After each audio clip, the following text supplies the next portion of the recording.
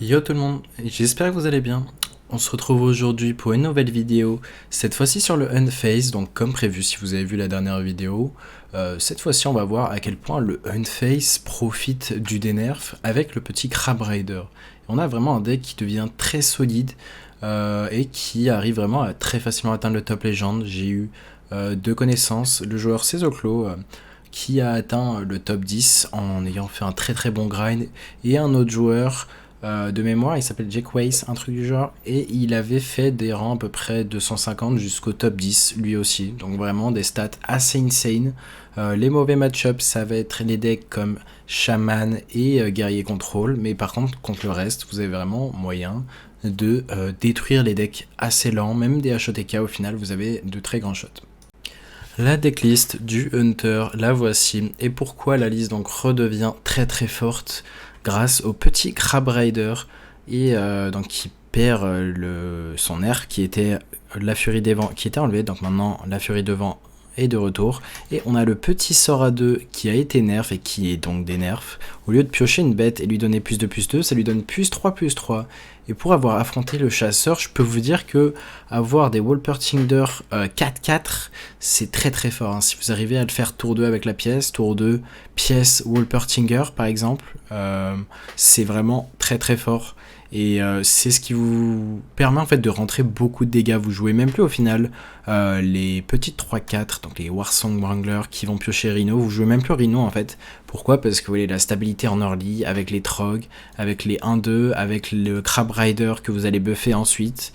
Et voilà, donc vous avez même plus besoin en fait de package Rhino parce que les parties vont être encore plus rapides, l'aggro va être encore plus forte.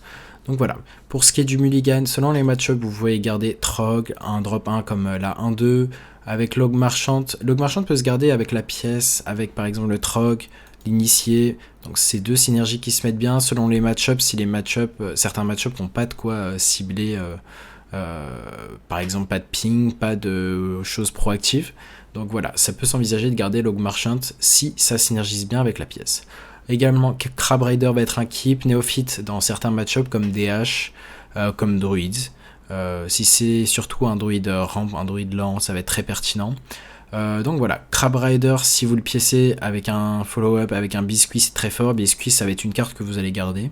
Et voilà, donc si vous arrivez à faire la curve, Crab Rider avec la pièce ou pas, sinon drop 1 into biscuit, into le petit sort à 3, donc qui donne plus 2 et immune à un serviteur quand il attaque. Donc c'est la curve parfaite, et imaginons que vous êtes contre un mirror, contre un aggro, vous avez le Crab Rider qui peut attaquer 2 fois. Bah, si vous arrivez à le rendre immunisé aux attaques, bah, globalement ça va être déjà gagné. Vous avez gagné contre aggro, en mirror, tout ça. Donc le premier qui arrive à setup une créature avec Ramming Mount, surtout si c'est le Crab Rider, bah en général ça va être gagné.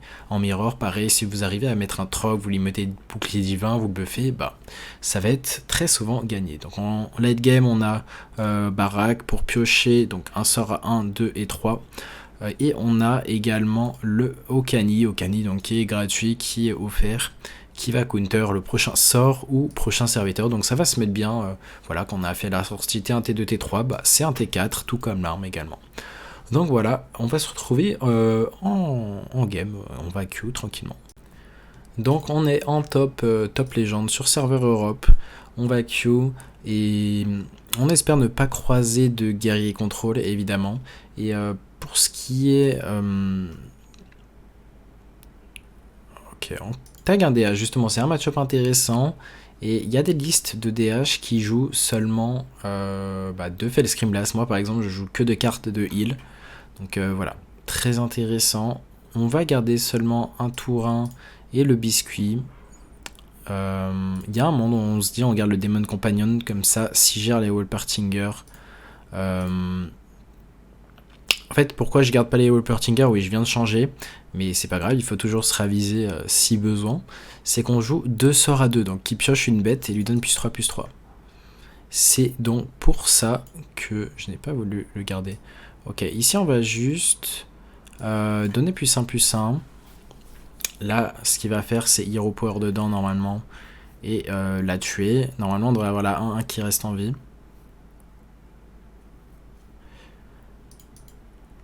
Ok, on va pouvoir prendre le value trade sur la 2-3 avec le Dobby Biscuit. Et si le serviteur reste en vie, on va pouvoir lui donner plus de plus 2. Donc tranquillement, on prend le trade, on veut pas que ça reste en vie. On a 3 drop 1 si jamais il arrive à nous gérer la 3-2. Intéressant, en tout cas, c'est une liste pareille que j'avais croisée et qui m'avait battu quand je jouais, je crois, Démo Chouette. Est-ce qu'on n'a pas Choke Lorder? Non, c'est qu'il a une autre marchande, ok. Donc ça fait sens dans cet ordre-là. Et là, on a un autre Noble Mount, Ramming Mount. Ok, on va prendre un trade. On pourrait se dire on va face aussi. Hein. Mais je pense que ça me va de Value Hero Power, aller face. On va juste mettre le Trog et Mount dessus le prochain tour. Ou Polket. Ça veut dire qu'après il va piocher Kurtrus. Il joue aussi le sort à 6. C'est peut-être une liste que je vais vous présenter parce que bonjour ça va et donc qui a pris d'ailleurs son Open Cup au moment où je vous fais cette vidéo, en ce vendredi. Il a pris son Open Cup et d'ailleurs quel deck il jouait? Ah, il jouait un deck que je pense peut-être vous présenter. C'est le Boar Priest. Boar Priest vraiment monstrueux. Il a pas fait une seule défaite avec. Donc à voir. Donc ici, bah malheureusement, on va se prendre la sortie. On s'est pris la sortie très très early, le drop 1, et on a manqué de consistance, on a manqué de Crab Rider, de néophyte, de choses comme ça. Et là, on va juste perdre logiquement. On peut d'ailleurs partir de cette game. C'est pas un spot gagnable. Donc voilà, c'est le problème. Du coup, vu que vous avez pas de Rhino, si vous n'arrivez pas à stabiliser en early, d'ailleurs, je vais mettre le son du jeu. Hop. Si vous n'arrivez pas à stabiliser en early, ben vous allez tout simplement pas gagner. Parce que le Rhino, c'est beaucoup de reach. Hein. Le fait de pas jouer les Rhinos, c'est voilà, c'est vraiment on veut plus de punch en early et on sait plus rapidement si les games sont gagnés ou pas. On affronte un guerrier. Guerrier, malheureusement, c'est le match-up ingagnable. Donc voilà, il y a 2 decks qui vont être cool à vous présenter. Donc ce qu'il faut savoir, c'est que la méta pré-nerf, enfin, avec plus aucun nerf, elle va se terminer. Ok, est-ce qu'on garde tout? Je pense qu'on va tout garder. La méta va se terminer 12 avril. Donc voilà, il reste encore un petit peu de temps. Mais voilà. Il reste peu de temps et oui voilà, les prochaines vidéos qui vont sortir, ça va être des vidéos... Là je réfléchis, parce qu'il y a un tour complexe. Alors, je pense qu'on va juste dropper un 4 pour tourner autour de la mine. Donc les vidéos qui vont sortir, ça va être les analyses, selon moi, donc analyse détaillée de chaque classe. Je pense y faire sous forme de... j'analyse classe par classe, donc c'est-à-dire un jour, enfin pas un jour une classe, mais une vidéo une classe, en gros. C'est ce que j'aimerais faire. Et l'idée c'est de voir vraiment, selon moi, quel est l'archétype dominant qui va être là, les synergies vraiment les plus obvious et les moins obvious aussi, par rapport aux cartes qui existent déjà, qui vont rester en standard, et les nouvelles cartes. Donc si jamais il y a déjà une classe ou un deck déjà qui vous... comment dire... Ok, on va partir de cette game. Donc si jamais il y a une classe qui, vous par exemple, vous appelle, je sais pas, juste vous avez une carte qui était très forte, et vous dites, ok, ça va être un deck broken, n'hésitez pas à me dire dans les commentaires. Pour l'instant, moi j'ai ma petite idée de synergie assez broken qui devrait voir le jour, et donc les decks qui devraient être un petit peu tier S. Si vous avez vu peut-être quelques vidéos sur Twitch, il y a eu quelques tests faits par les joueurs, que ce soit par Solari ou d'autres joueurs internationaux. Et il y a eu quelques petites pépites en termes de deck building, donc voilà. J'ai déjà ma petite idée, notamment sur Mage et un autre deck, je crois que c'était Démo, qui avait l'air très solide. Ok, donc là, on compte des haches, on va sûrement regarder juste Néophyte. On a le Trog, qui est vraiment bien contre la quête. On espère avoir un buff, évidemment.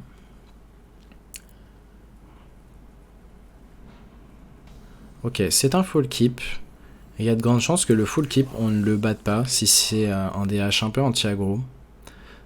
Donc il y a un autre DH, pareil, qui a fait sa venue très récemment. À voir si je vous le présente, là déjà, il va y avoir des vidéos sur... on va dire, on va peut-être essayer de se focus un peu plus sur la méta de 12 avril, donc c'est pas la méta directement, mais ce qui pourrait être méta. Est-ce qu'on fait juste le Crab Rider ou on fait la néophyte?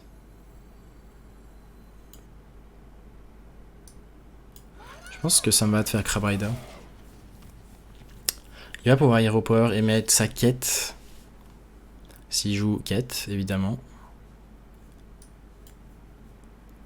Mais on se laisse le top deck d'un sort de buff. Ça peut lui faire peur.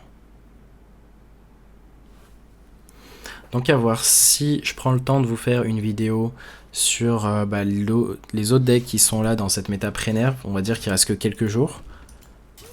Mais ça peut être pertinent pour les Open Cup. On va dire là c'est le dernier week-end d'Open Cup donc c'est un peu tard. Mais voilà. On verra ça. Déjà là il va y avoir beaucoup de vidéos. On va mettre ça plus à gauche. On aurait pu Divine Shield ça aussi.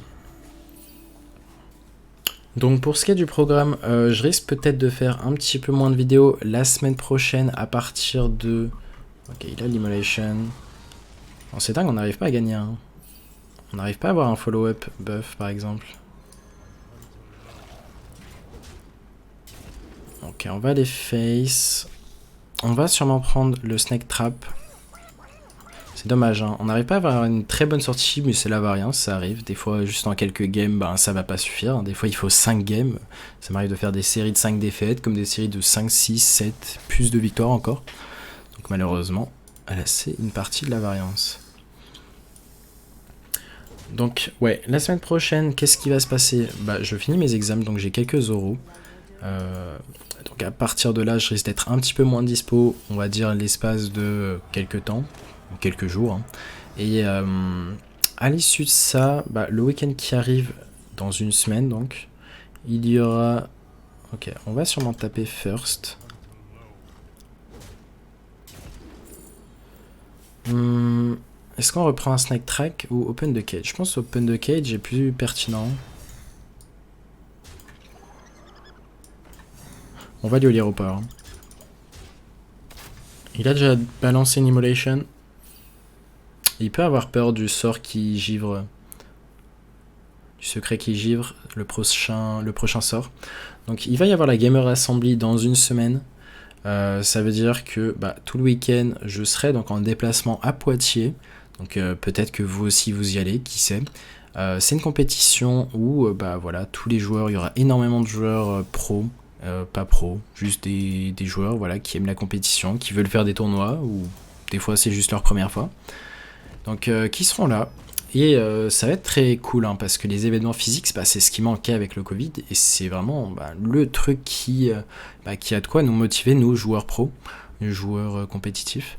Donc vraiment très hâte d'y être. Donc ça va être le week-end du 15 au 18 avril, enfin 16 au 18.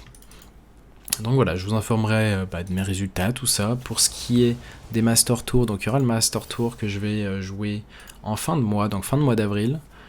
Ça va être du 29 au 1er mai.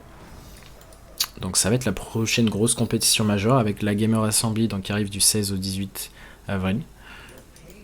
Donc voilà. Ok, on joue Log Marchand, c'est intéressant. Est-ce qu'on n'est pas mort là? On est mort, hein? Ah non, il attaque pas lui. C'est dommage ça. Ok, on va mettre lui tout à gauche. On va counter le prochain... En vrai j'aime bien le counter le prochain serviteur ici. On va pré-shot ça.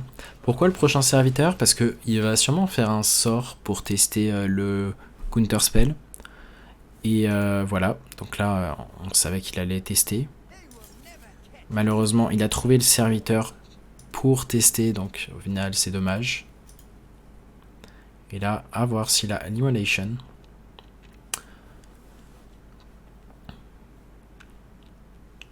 Donc très hâte de retourner en événement physique. Je suis content qu'il y en aura vraiment de plus en plus. Et ça, c'est... Oula, d'où venait le petit son que j'ai entendu? Je ne sais pas. Ok.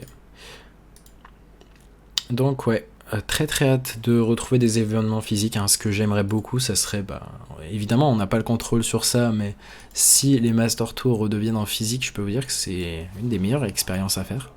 Bon, malheureusement il a le full clear ici.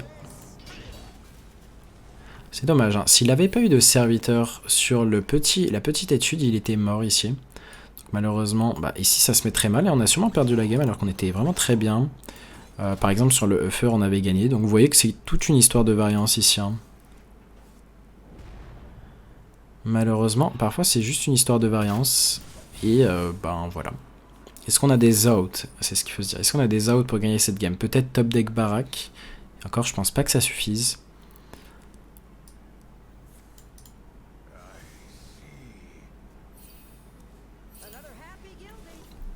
Donc ouais, vraiment les événements en physique, c'est ce qu'il y a de...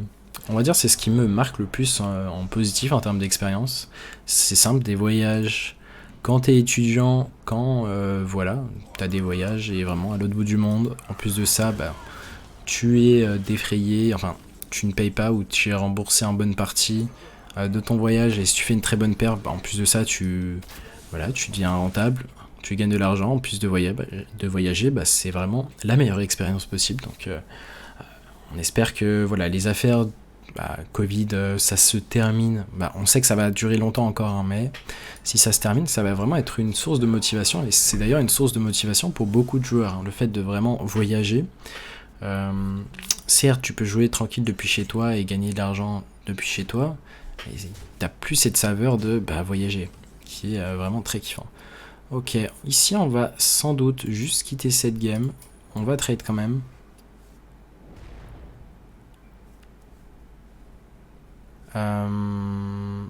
Ok. Dans tous les cas, il a de quoi faire 30. On part de cette game. Malheureusement, bah, ça arrive. Hein, si... On en a fait des vidéos en full défaite. Malheureusement, le guerrier contrôle, on sait, il fallait pas le croiser. Le DH OTK, le premier DH, on aurait pu très clairement le battre. C'était une question de early. Son early était un peu trop puissant. Et pour ce qui est du... guerrier, c'était un mauvais match-up. Et DH OTK, vraiment, j'aurais envie de dire que c'est quasiment un 50-50. Donc là, c'est vraiment... Ça joue pas à grand-chose qu'on le tue pas. Donc très souvent, ça va pas se jouer à grand-chose. Et après, ben, s'il arrive à stabiliser et faire son tour de heal, bah, très souvent, c'est fini. Ok, un druide. Druide, on aurait aimé avoir la pièce. Enfin, ne pas avoir la pièce. Ça peut être un druide aggro. Ça peut être un druide aggro. Est-ce qu'on se dit qu'on fait T1 pièce T1? Sûrement. Même si c'est un aggro, on reste sur cette idée de potentiellement il n'a pas de tour 1. Et même s'il y a peu de chance.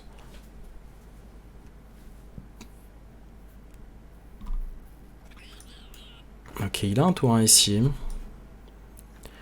Il a un tour 1. Ce qu'on va faire, on va pièce le Trog. On va pièce le Trog parce que c'est le tour... Enfin, druide, si vous avez déjà joué druide aggro, druide bête, bah, ça joue énormément de sorts. Donc là, si on le force à Hero Power into Hero Power, bah, on est très content. Et on dirait c'est ce qui se passe. Ok, non, il va Hero Power plutôt ça. Ok, j'aime beaucoup initier... Ça va être intéressant. Je pense qu'on va juste initier +1 +1 le Trog. Le Okani, pareil, là, on voit on est dans un spot, bah, on a une autre early, et derrière, on va faire ça sur tour 4, et ça peut être très clutch. Ça peut être très clutch, et voilà. Donc, bon, il y a des games, au moins, voilà, on a perdu des games très vite. Les games vont s'enchaîner très vite, hein, c'est l'avantage. C'est que, bah, même si t'as perdu vite, voilà, t'as croisé un mauvais match-up, bah, c'est pas frustrant dans le sens où il n'y a pas que des mauvais match-up, et il y a des match-up où tu sais que tu vas juste dérouler si tu fais ce que tu es censé faire. Donc c'est vraiment la force du deck. Ok, on affronte un autre druide. On n'a pas la pièce, mais c'est pas grave. On va garder sûrement... Là, c'est une main qui me paraît très intéressant à garder. Je vais tout garder ici. Et l'idée, c'est quoi? C'est de faire potentiellement Crab Rider into... Bah, s'il reste en vie, je pense qu'on gagne la partie. C'est sûrement un aggro au passage. Hein.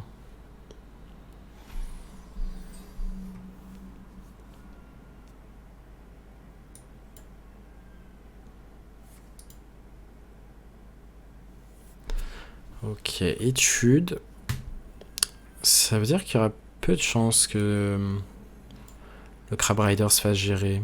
Mais je pense que j'aime bien quand même initier pièce Wolpertinger. Parce qu'en fait, si c'est un aggro, bah, le fait que ça ait rush, c'est pertinent. On peut chercher un taunt, value trade et full face. Et du coup, on gagne sur le spot. Donc voilà, même si on a envie de faire Scrap Rider parce qu'il aura Furie des Vents, parce que tout ça, bah ça met plus de pression. Et là, on est dans le spot qu'on a dit. Ah, il joue balai. Il va prendre des value trade. Mais on a le Crab Rider.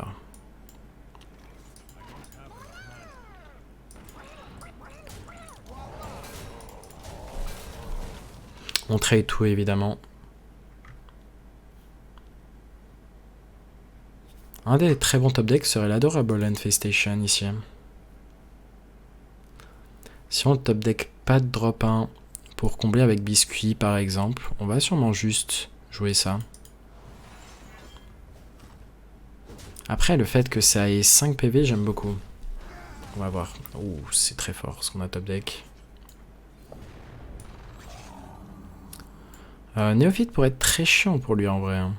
Mais ça en fait, le problème c'est que ça va sûrement pas être géré. Si c'est pas encore géré, bah, on a sûrement gagné juste avec ça. Il a joué déjà 3 sorts en fait. Il a accès à la 4-4 rush. Ah mais qu'est-ce que c'est que ça? Ah mais c'est un... D'accord. Je vois à quoi on a affaire. Est-ce qu'on a envie de néophyte ici? Ça me paraît pertinent du coup. On laisse bien ça au milieu. On va bien l'hero power. C'est pas un clown, mais ça joue le Guardian Animal. Donc ça joue les bêtes et le sort à 10. Peut-être Keltas aussi. Ah, c'est d'ailleurs un deck que je voulais présenter aussi parce que c'est un des meilleurs decks aussi actuellement. Donc on va voir. Hein. C'est vraiment, j'ai plein d'idées de decks forts à vous partager dans cette méta. C'est vraiment une méta rush. Hein. C'est dommage qu'elle dure pas plus longtemps parce qu'il y a vraiment beaucoup de decks.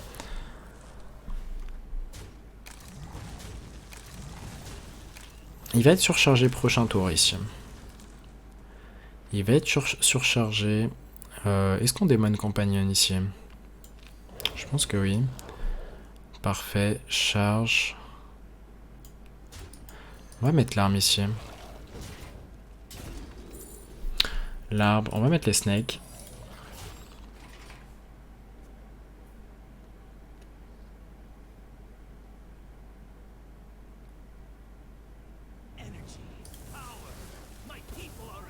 Et là, c'est dommage qu'on n'a pas eu le sort de givre. Bon, après, il lui faut 2 sorts, dont un qui soit Guardian Animal. Ah, on a peut-être perdu sur le spot. Après, ah oui, on a sûrement perdu sur le spot ici. À moins de top deck, une carte de burst.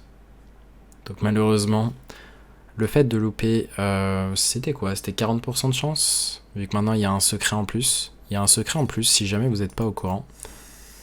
C'est le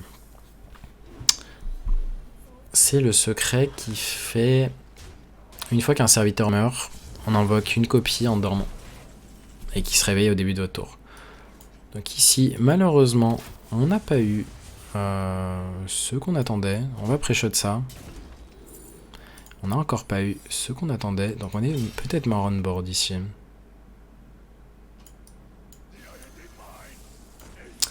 On va buffer ça quand même.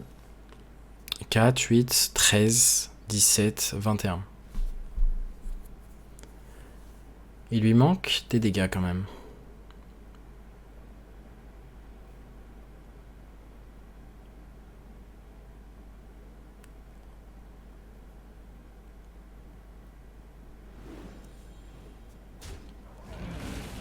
S'il a le sort à 10, il a gagné.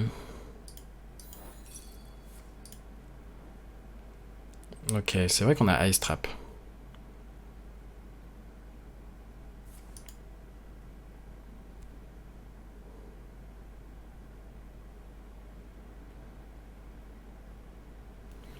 On a toujours des outs ici. Hein. Normalement, il ne devrait pas avoir d'armure. Après, il a peut-être le sort à 8 d'armure. Donc à voir s'il l'a eu.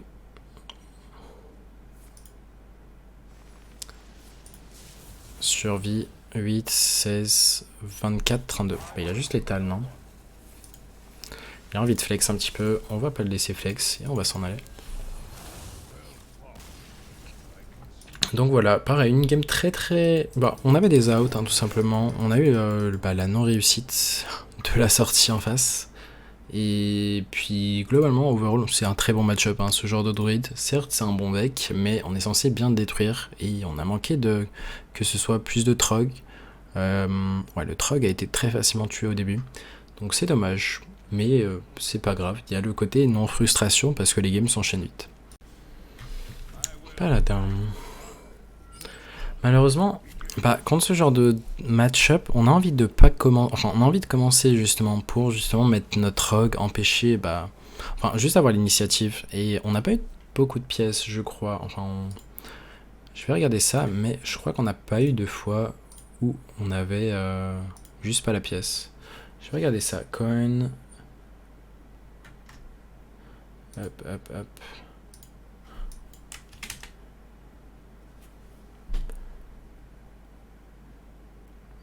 Si, contre le DH, contre le guerrier. Bon, du coup, c'est deux match-up qui étaient... On aurait pu gagner contre le DH, mais c'est pas grave. Ici, il n'y a rien qui nous donnait envie. L'arme pouvait se considérer. On espère qu'il n'y ait pas de Trog, hein, parce que sinon on est très très rect avec cette main.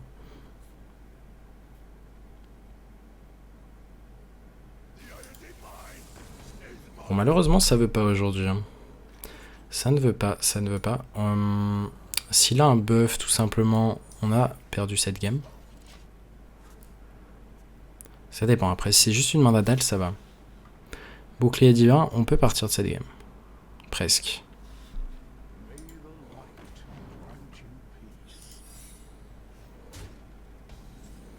Oh my god, c'est perdu. Ok, ce n'est pas encore perdu du coup. Il y a un monde en pièces de 6 ici. Je pense que j'aime bien.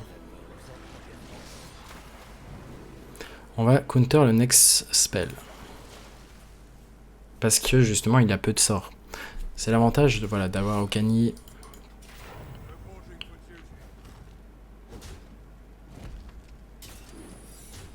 On sait qu'il y a un Ormayog maintenant.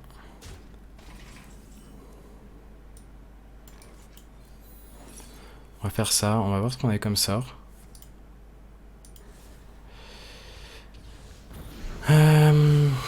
Bon, décidément. Pas de charge. Ok, on va partir de cette game. Pourquoi? Parce qu'on sait que ça c'est un +8/+8. Et donc c'est perdu sur le spot. Malheureusement. On aurait pu néophyte, mais on gagnait pas. Donc, comme on disait, hein, les games ont duré 3 tours, littéralement. Bon, après, il y a eu le paramètre de on n'avait pas la pièce, enfin, on avait la pièce et on a fait face à Trog. Donc, malheureusement, déjà, sur ce paramètre, bah, on n'a pas pu faire notre plan de jeu, donc on n'a pas joué absolument. Et il n'y a pas eu seulement le Trog, c'est quand il y a le follow-up, bah, tu peux. C'est vraiment le problème de Trog. Hein. C'est. En termes de design, c'est parfois assez débile, mais bah, on n'a pas le choix. Quand on joue des sorts, on n'a malheureusement pas le choix. Est-ce qu'on se garde une curve comme ça? Possible. J'aurais envie de dire qu'il y a plus de chances que ce soit un prêtre bord ou un prêtre miracle.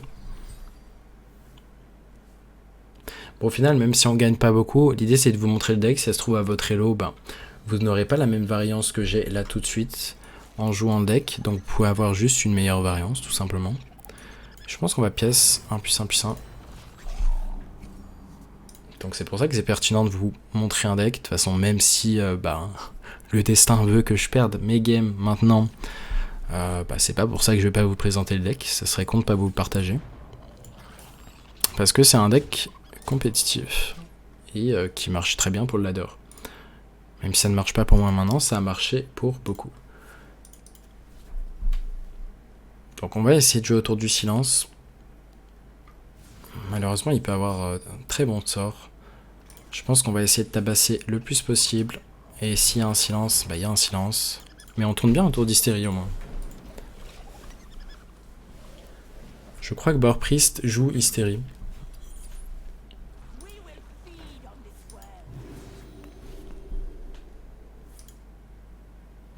Ok, c'est la version Maligos. La version... Ouais, on a pioché en science. Ok.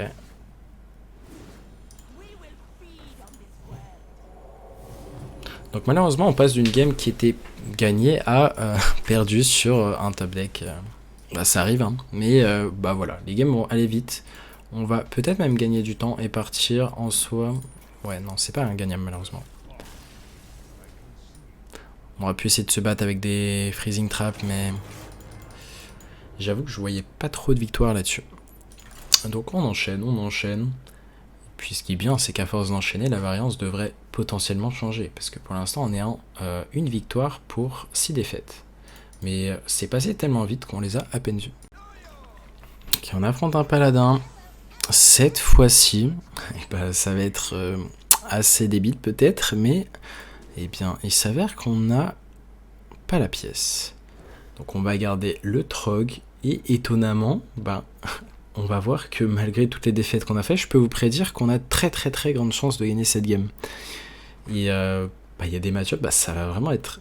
C'est pour ça qu'au final, je pensais que le Trog allait rotate. Donc j'ai dit dans une de mes anciennes vidéos que le Trog allait rotate, mais en fait non. Il ne va pas rotate du tout et on va l'avoir encore un an. Donc il y a des chances que bah, la méta d'après soit plus facile de faire face au Trog, mais voilà, ça va être une carte très toxique quand même, je trouve.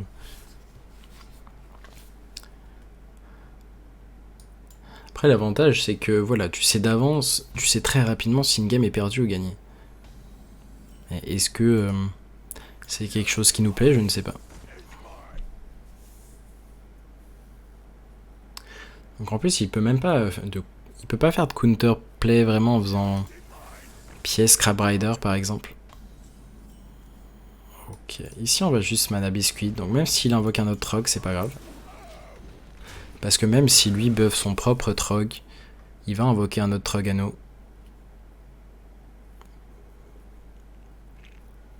Le plus chiant serait le Divine Shield, mais même s'il fait le Divine Shield, on peut le tuer.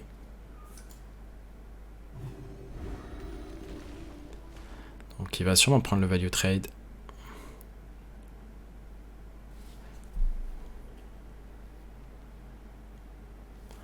Il est en train de réfléchir à sûrement est-ce qu'il pré-shot notre Trog ou pas. Je pense qu'on va tuer juste naturellement comme ça. On va buffer ça. Néophyte. Ça veut dire que là, potentiellement, il peut pas pièce un bon drop 4.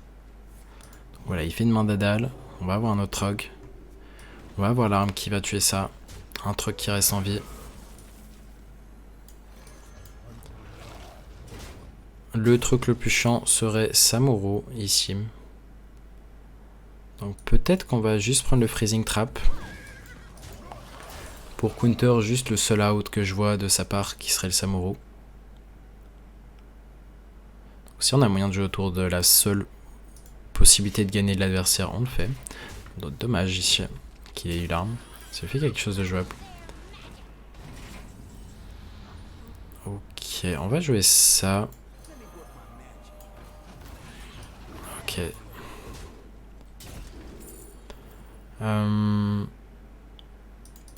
Je pense que j'aime bien le pack tactique ici. Donc voilà, j'avais annoncé tour 1 que la game était potentiellement déjà gagnée. Et bah, on a l'air de vérifier ça. Hein, parce qu'on a de quoi gagner contre Samuro. Ouais, c'est déjà fini. On va essayer quand même de gagner au moins un match de plus. Pour l'instant, on est à 2 victoires pour 6 défaites. Ok, nous voilà à nouveau contre un Hunter. Et ici, je pense qu'on va full keep. C'est quoi l'idée de la curve? C'est tout simplement Wolpertinger sur tour 1. Derrière, on va faire Infestation et jouer potentiellement le Demon Companion qu'on vient de top deck. Sur le tour 2. Et derrière, sur le tour 3, on fait ça. Et bien évidemment, faut pas top deck le Wolpertinger, mais on fait ça et on joue des 4-4.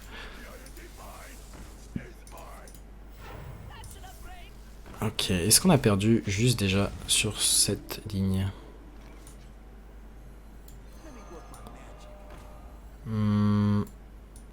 C'est une bonne question.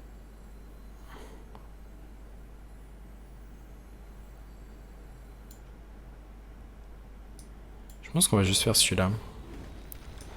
On va tuer un Trog et pré-shot ça. Malheureusement, s'il a un buff, on peut pas tourner autour. Et il a sûrement gagné. S'il a le buff à 3, enfin à 2 plutôt. Ok.